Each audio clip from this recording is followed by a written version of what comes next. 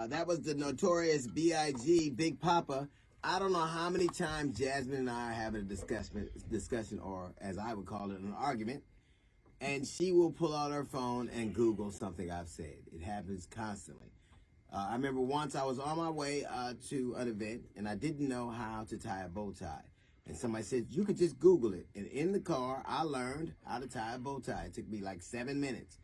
I don't know how many times you have forgotten the words to a song.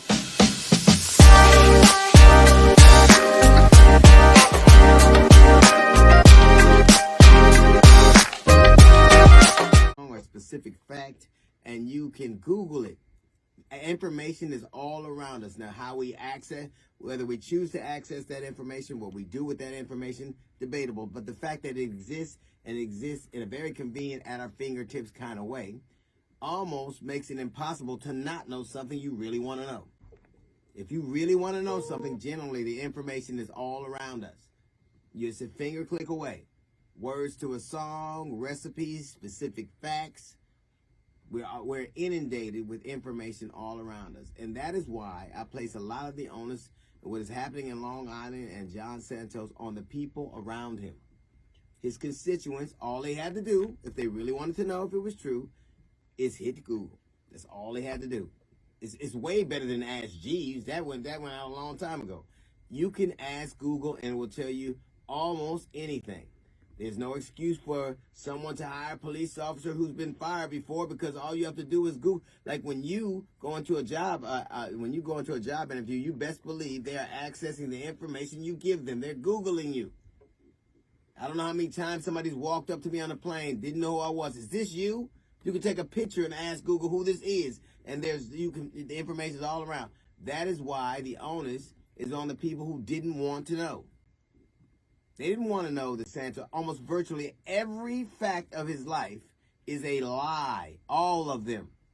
Where he went to school, his achievements, the sports teams, where his mother died, how she died, his businesses. Now we're finding out that he was in a drag show in Brazil.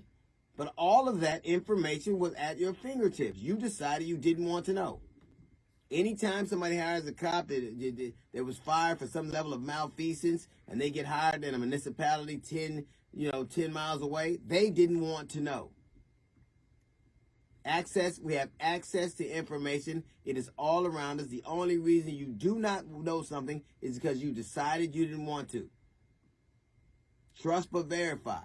I don't know how many times you hear a woman out with men, he'll say something, she will Google him, get his information. Does he have any kids? How much money he makes? Is this his real last name? Ever been to jail? It is our desire to know things. It is how we stop from getting duped. But it's attributed to Mark Twain. I don't know that it's specific to him or not, but there's an old saying that fooling someone is easier than convincing them they were fooled. The paramount thing is that no one wanted to know. They wanted that house seat so bad, it's a swing distance. They didn't care what he said. Now, a certain amount of lies would have been okay. But this dude wins the grand prize for lying. Nothing about him is true.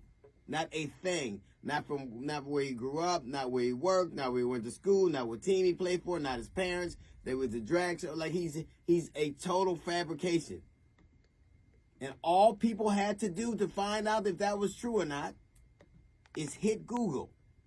All they had to do to find out if the man they were voting for, the man they were entrusting with their district, the wishes of their district, all they had to do was hit a button. All they really had to do was want to know. That's a little note from the GED section. We got the Jazz Report coming up in 15 minutes. It's the D.L. Hughley Show.